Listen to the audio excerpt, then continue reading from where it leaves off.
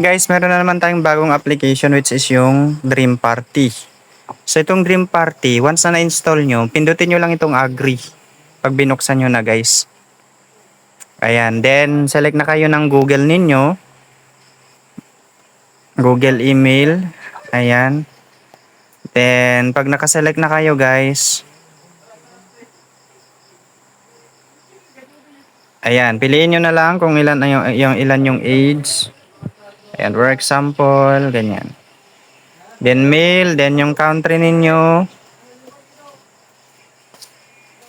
Philippines. Then pindutin nyo yung continue. Dito sa task guys, male and female, kayo na po bahala dyan. So same lang yung tasking nito sa male and female. So pindutin nyo lang itong allow. Then pindutin nyo itong check-in para makuha nyo yung 5,000 na G coins. Yung purple, ayan. Then later na yung recharge.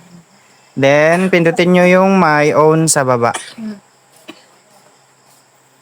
Ayan, dito mayroon kayong makikita sa my own, makikita nyo yung verify now sa mismong baba ng profile nyo. Pindutin nyo yan, then gawin nyo kung ano yung paggagawa. So ang nakalagay dito sa face authentication, no cover face, adequate lighting, then face phone. So kailangan maliwanag, then walang cover yung mukha, gaya ng bunga buhok nyo, etc. Then dapat nakaharap kayo sa phone. Ayan. Then face authentication na kayo guys. Ayan. Then stay lang. Gawin nyo kung ano yung mga dapat nyong gawin.